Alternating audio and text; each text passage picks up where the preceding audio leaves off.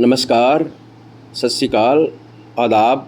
मैं परवेश चौहान चंडीगढ़ न्यूज़ में आप सभी का स्वागत करता हूं। 29 मई 2025 फोर्टिस अस्पताल मोहाली ने वस्कुलर रोगों, नसों से जुड़ी बीमारियां के उपचार, विशेष रूप से डीप वेन थर्मोबोसिस के इलाज के क्षेत्र में एक बड़ी उपलब्धि हासिल की है। Doctor Rahul Jindal, director vascular surgery के नेतृत्व में अत्याधुनिक नॉन थर्मोबोलिटिक मैकेनिकल थर्मोबक्टामी उपकरणों को सफलतापूर्वक लागू किया है। ये उन्नत उपकरण उन मरीजों के लिए तेज़, सुरक्षित और अधिक प्रभावी इलाज उपलब्ध कराते हैं जो शरीर में फैले बड़े रक्त के थक्कों, ब्लड क्लॉट्स से पीड़ित हैं। उन्होंने इस संबंध में एक प्रेस कॉन्फ्रेंस की। आओ देखते हैं प्रेस कॉन्फ्रेंस की एक रिपोर्ट। जो हमारी खून की नसें होती हैं, नीले खून की नसें, जिसमें गंदा खून होता है जो टांगों से हार्ट तक जाता है, इसके अंदर क्लॉट्स बन जाते हैं। इसलिए इस बीमारी का नाम है डीप वेनस थ्रोम्बोसिस। ये बहुत इंपॉर्टेंट डिजीज है। जब आप रिकॉर्ड नहीं कर रहे होंगे तो मैं आपको कुछ सेलिब्रिटीज का नाम बताऊंगा जिनको आप जानते हैं जो एडमिट हुए हैं बीमारी से। ठीक है, बाद में थोड़ी। तो ये बीमारी दिखाया था सुश्रुता जी, हमारे इंडियन सर्जन थे। उन्होंने बहुत साल पहले पिक्चर्स अपनी किताब में लिखी है जिसमें दिखाया कि मरीज की एक टांग सूज गई है। एंड मरीज की एक टांग नॉर्मली सूजती है क्योंकि उसमें से ब्लड वापस नहीं जा रहा हार्ट में, एंड इसका मतलब उस वेन के अंदर क्लॉट बन गए हैं जिसको हम डीवीटी बोलते हैं। सो बेसिकली क्या है, जब हमारे क्लॉट्स बन जाते हैं इसके अंदर, ये क्लॉट जैसे टांग सूज गई, ये क्लॉट टांग की वेन्स में बन गए और ये वेन देख रहे हैं आप ऊपर तक जा रही है और हार्ट जाके लंग में जाती है, एंड इसको बोलते हैं पल्मोनरी एम्बोलिज्म। तो ये बीमारी से क्यों लोग डरते हैं? क्योंकि ये बीमारी जब किसी भी मरीज को हो सकती है, कभी भी, मेरे को भी यही प्रॉब्लम है इस बीमारी की। और जब हो जाए तो क्लॉट लंग में अगर चले जाए तो 50% लोग मर सकते हैं। तो मॉर्टेलिटी, मरने का रिस्क जो है बहुत हाई है, वेरी हाई। इसका अच्छा ट्रीटमेंट होना बहुत अच्छा जरूरी है। अगर आप देखेंगे इससे लाइफ थ्रेटनिंग कंडीशन, तो इस वीडियोस के दौरान आपको पता लगेगा ये सेल्स होते हैं और ये क्लॉट बना हुआ है, देख रहे हैं? ये क्लॉट का टुकड़ा टूटा, वेन के रास्ते ऊपर गया और सडनली पेशेंट बैठा होगा बिल्कुल ठीक ठाक, एंड हार्ट के थ्रू लंग में जाएगा और क्लॉट कर देता है। और जैसे ही लंग में जाके ये ब्लॉक करेगा, पेशेंट एकदम सडनली ही कैन डाई विदिन 3 मिनट्स। जैसे हार्ट अटैक होता है मैसिव, वैसा। तो इसलिए ये बीमारी बड़ी इंपॉर्टेंट है मेडिकल साइंस के लिए। सो बेसिकली अगर हम ये वीडियो देखें, डीवीटी जो है, इसका स्पीकर लगाया हुआ आपने प्लीज लगा टेस्ट करके। और इंडिया में हमारे हिसाब से 2.5 से 3 लाख लोगों को होती है, पर हमारे हिसाब से ये जो नंबर है ये बहुत कम है और ये नंबर बहुत ज्यादा होता है। तो सबसे इंपॉर्टेंट चीज ये हमने आपसे बात करी कि सब लोगों को लगता है कि भी कैंसर से लोग ज्यादा मरते हैं, रोड ट्रैफिक एक्सीडेंट से, प्रोस्टेट कैंसर से, एड्स। तो इस बीमारी से number of people who die in the world are more than combined all 4 diseases. मतलब एड्स को मिला लो, breast cancer, prostate cancer, road traffic accident, उससे पूरी दुनिया में जितने लोग मरते हैं उससे ज्यादा ये सिर्फ एक सिंगल बीमारी से मरते हैं।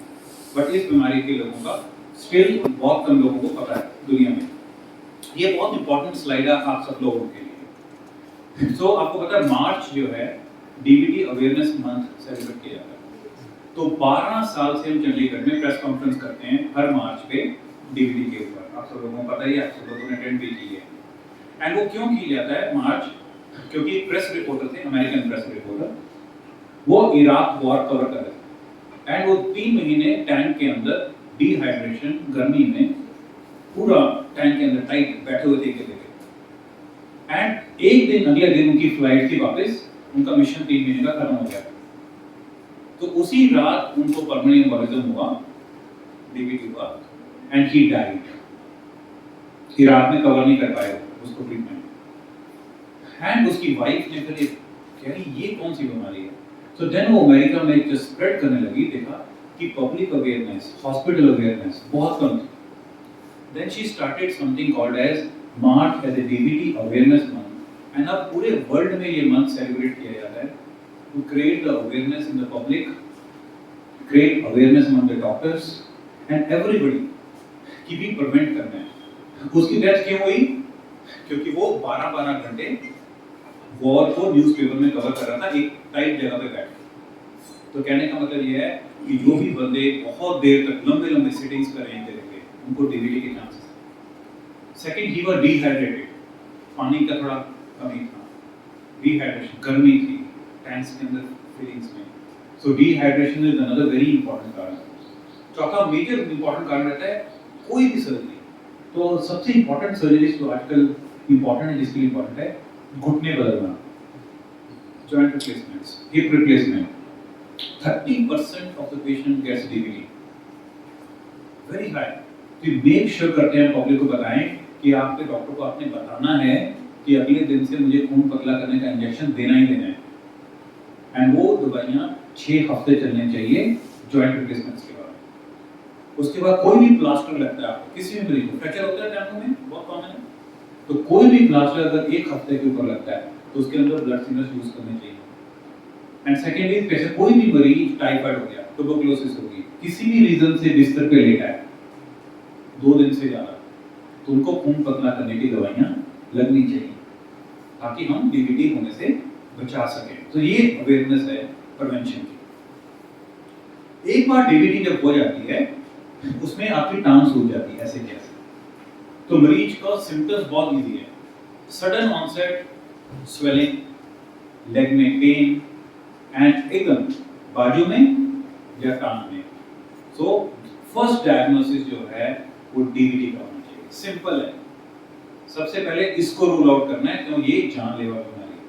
बाकी सारी बीमारियां किसी से नहीं मरते आप, सिर्फ एक ये बीमारी है जिससे आपकी डेथ हो सकती है। सो इसका ट्रीटमेंट क्या है? So most of the patients simple दवाइयां से हम ट्रीटमेंट हो जाते हैं। तो ये वो स्टैंडर्ड ट्रीटमेंट है जो चलता आ रहा है, और बहुत अच्छी दवाइयां आती हैं हमारे पास जिससे पेशेंट को परमानेंट इन्वॉल्वमेंट का रिस्क नियरली 0.01 रह जाता है, तो ना घबराओ अगर टाइम पे ट्रीटमेंट शुरू हो। बट अगर पेशेंट को क्लॉट बहुत ज्यादा है, जो 10% लोगों में होता है, तो उसमें दवाइयां सिर्फ नहीं काम करती। तो 90% मेजर में दवाइयों से काम हो जाएगा, पर 10% पेशेंट में दवाइयां पूरा काम नहीं करती, तो उनमें क्या होता है, उनके वॉल्स खराब हो जाते हैं जब क्लॉट ज्यादा होते हैं। तो लेटर ऑन 2 से 3 साल के बाद पेशेंट की टांगें ऐसे हो जाती हैं, काली हो जाती हैं, सूज जाती हैं, उनमें फोड़े हो जाते हैं, जिसको मेडिकल टर्म्स में बोलते हैं लोग पोस्ट थ्रोम्बोटिक सिंड्रोम। तो इसको बचाने के लिए मेडिकल साइंस में हम लोगों को था कि ये क्लॉट निकाल दो। तो जो ट्रीटमेंट हम 15 साल से कर रहे हैं, तो जो हम ट्रीटमेंट करते थे अभी 15 साल से, वो ट्रीटमेंट जो था उसके अंदर थोड़ा सा रिस्क रहता था कॉम्प्लिकेशंस होने का। तो हम करते थे सिलेक्टेड पेशेंट्स में, बट हमेशा रिस्क रहता था, डर लगता था, बट हम पेशेंट के लिए कॉम्प्लिकेशन बचाने के लिए हम करते थे। तो अभी जो लेटेस्ट ट्रीटमेंट्स 2025 में आई हैं, उसके बारे में हम बताना चाहते हैं, जिसमें रिस्क और भी कम हो गया है। सो दवाइयां देने से क्या प्रॉब्लम होती थी, जैसा हमने बताया कि ऐसे इसको बोलते हैं पोस्ट थ्रोम्बोटिक सिंड्रोम, कई मरीजों में ऐसे फोड़े हो जाते हैं।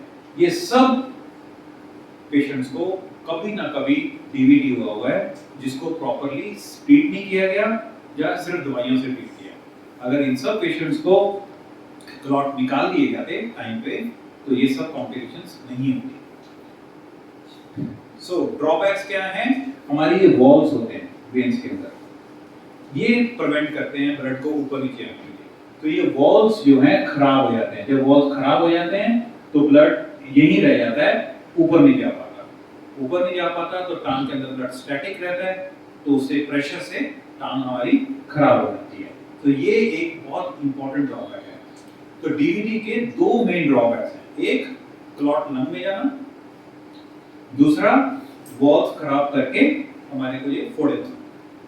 तो जो लंग में क्लॉट जाते हैं उनको तो हम सिर्फ दवाइयों से बचा सकते हैं, पर इस बीमारी को बचाने के लिए हमारे पास बहुत ज़्यादा ट्रीटमेंट नहीं थे पहले, तो बड़ा मुश्किल होती थी इसको कैसे बचाएं।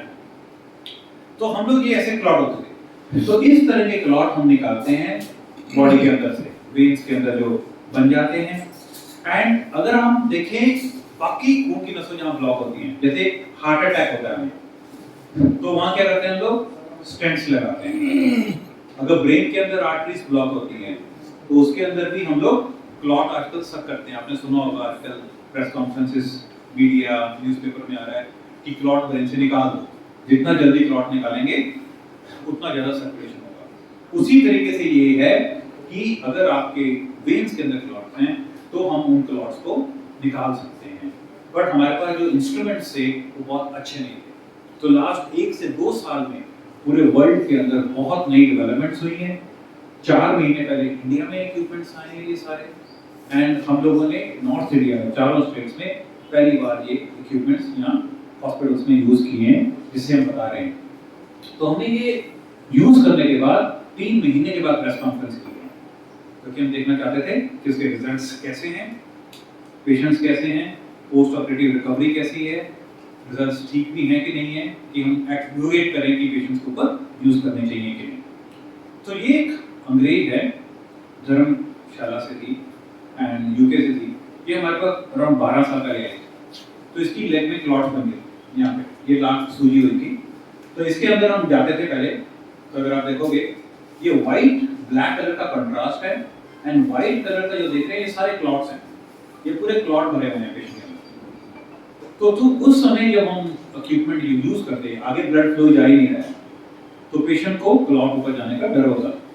तो उस समय हमने ये क्लॉट्स निकाले थे देसी तरीके से, घर में बना हुआ सिंपल कैथेटर लिया हमने, क्लॉट्स को सक किया, एंड उसके बाद खून पतला करने की दवाई होती है, थ्रोम्बोलिटिक्स बोलते हैं, उसको दिए ताकि क्लॉट डिसॉल्व हो जाए। एंड फिर खून पतला करने की दूसरे तरीके की दवाई होती है जिनको 6 महीने देते हैं, और पेशेंट को यूके में हमने भेज दिया। बट इसके अंदर 2 से 3% रिस्क रहता है ब्रेन में ब्लीडिंग होने का इस मेथड से। तो इसके तो ये पूरी वेन ब्लॉक है, ये आर्टरी है, ये वेन तो दिख ही नहीं रही, और इसके अंदर भी हमारे पास पूरी वेन ब्लॉक है यहाँ से लेके यहाँ तक। तो ये डिवाइस है, simple device, very important, what is called as clot retriever device by इनारी। This is the most latest method in the world, not more than 10 to 12 countries in the world use this, and not more than 100 physicians or 200 physicians in the world use it. It's very new, very new, very advanced technologies. And so हम लोगों ने इसके अंदर गए, ये device use किया, जैसा कि आप देख सकते हैं। तो इस डिवाइस के अंदर हमने ये सारे के सारे क्लॉट्स, ये पेशेंट को देखिए पूरी वेन ब्लॉक थी, ये कंट्रास्ट जा रहा है, ये आगे नहीं जा रहा, तो पूरी वेन ब्लॉक है, ये भी ब्लॉकेज है, यू कैन सी, देख रहे हैं ना क्लॉट्स बने हुए हैं सारे, तो फ्लो नहीं हो रहा है, कंट्रास्ट। एंड इसके अंदर हमने डिवाइस घुसाया ये वाला, यहाँ पे ये डिवाइस है जो हम देखते हैं पूरा जो जाता है, एंड ये डिवाइस है जिसको हम लोग ऊपर से खींचना शुरू करते हैं। एंड ये कोनी है जो आपको दिख रही है, बिल्कुल काली सी दिख रही है, बिल्कुल धुंधली सी, एंड इसके बाद हम इसको निकालते हैं बाहर, एंड उसके बाद कॉन्ट्रास्ट पूरा चल पड़ता है। तो सारे के सारे क्लॉट्स ये ऐसे बाहर निकल गए, एंड पेशेंट इज ऑलराइट, तो पेशेंट को अगले दिन डिस्चार्ज कर सकते हैं। इसमें भी कोई कट वगैरह नहीं रखा। तो ये बहुत इंपॉर्टेंट है। एंड अगर हम ये अमेरिकन सोसाइटी ऑफ हेमेटोलॉजी या यूरोपियन कॉलेज ऑफ सोसाइटी की ये बिल्कुल लेटेस्ट गाइडलाइंस आई हैं, तो कहते हैं कि कुछ सिलेक्टेड पेशेंट्स में जिसमें क्लॉट ज़्यादा हैं, सब में नहीं ये यूज़ करना सारे डिग्री में, ओनली 3 से 5% मरीजों में, सिर्फ 3 से 5% मरीजों में ये टेक्नोलॉजी यूज होती है। क्योंकि अगर आपके क्लॉट कम है और सिर्फ टांग में है, तो हम सिर्फ दवाइयों से मैनेज कर सकते हैं 90% पेशेंट्स में, जैसे मैंने बताया। तो लेकिन कुछ पेशेंट ऐसे हैं जिनमें ये टेक्नोलॉजी भी चाहिए थी, एडवांस टेक्नोलॉजीज। तो आज हम इसलिए बताना चाह रहे हैं बिकॉज कि ये बहुत इंपॉर्टेंट चीज़ है, कि हमारा मतलब एम रहता है कि वर्ल्ड की जो भी बेस्ट टू बेस्ट टेक्नोलॉजीज हैं तो हम अपनी एरिया में ला सकें एंड पेशेंट्स को बेनिफिट कर सकें, ताकि क्योंकि ये डीवीडी यंग पेशेंट्स में होती है, तो उनके लिए लॉन्ग टर्म इम्प्लीकेशंस बहुत बड़ी हैं and latest to latest technologies हम इस कंट्री में ला सकें और इस स्टेट में ला सकें और अपनी सिटी में ला सकें। सो इसलिए आपको प्रेजेंट करना बहुत जरूरी था because so that people can know कि what is the latest in the world, क्योंकि आजकल बहुत सारे पेशेंट्स, सोशल मीडिया बहुत आसान है, तो लोग जाते हैं देखते हैं कि इसका ट्रीटमेंट क्या है, देखते हैं ये है, उनको लगता है ये अवेलेबल ही नहीं है इंडिया में। सो बिकॉज अभी सिर्फ 5 से 6 सेंटर इंडिया में करते हैं। So but we are trying to reach. अगस्त में हमारा एक ट्रेनिंग प्रोग्राम है जिसके अंदर हम ये लाइव केस करेंगे, तो अप्रॉक्सीमेटली 50 सेंटर्स के लोग कंट्री से आएंगे, उनको हम ट्रेन करेंगे इसमें, ताकि more and more centres in the country can do it. कोई भी बंदे को क्लॉट बन सकते हैं, इसलिए जब भी मेडिकल साइंस बोलते हैं कि अगर आप सिटिंग जॉब की हो 10-12 घंटे की, तो एवरी 2 आवर्स और every 1 hour you should get up, move around, पानी पी लिया वहाँ रखो, जाके करके फिर आके बैठो, और विद योर सिटिंग आप अपने पैरों को थोड़ा सा काफ। क्लॉट कहाँ बनते हैं? सबसे पहले यहाँ, तो इसको हम मेडिकली बोलते हैं मसल पंप। तो ब्लड देखो यहाँ से कैसे चढ़ेगा हार्ट तक, तो पंप थोड़ी लगा है, तो ये है पंप, इसको बोलते हैं मेडिकली काफ पंप। एंड सारी प्रॉब्लम की जड़ ये है, तो सारा ब्लड यहाँ इकट्ठा होता है, एंड अगर मैं यहाँ पे बैठा रहूँ ना ऐसे ही, तो शाम तक मेरा पैर इतना होता है, बिकॉज इस सिर्फ बैठा रहूँ सबके पैर सूजेंगे। तो इसीलिए इस पंप को मूव करना बहुत जरूरी है। तो अब पंप कैसे मूव होगा? अगर हम इसको ऐसे करते हैं, सिंपल। तो बैठे हुए अगर हम पंप को मूव करते हैं अपने काफ को, तो ये पंप मूव हो रहा है, तो ब्लड विल गो। तो अगर किसी भी पेशेंट को, हमारे बहुत पेशेंट आते हैं सिर्फ कि मेरे जी पैर शाम को इतने सूज जाते हैं, हम कुछ नहीं करते उनको सिर्फ ये सिंपल एक्सरसाइज सिखाते हैं एंड बोलते हैं कि 2-2 घंटे में थोड़ा घूमिए, और स्टॉकिंग से देते हैं, compression stocking, simple, and patient बिल्कुल ठीक हो जाता है। कहते हैं दवाई है ही नहीं कोई, आपको चाहिए। So most of the patients जो हैं they can be treated by only proper knowledge.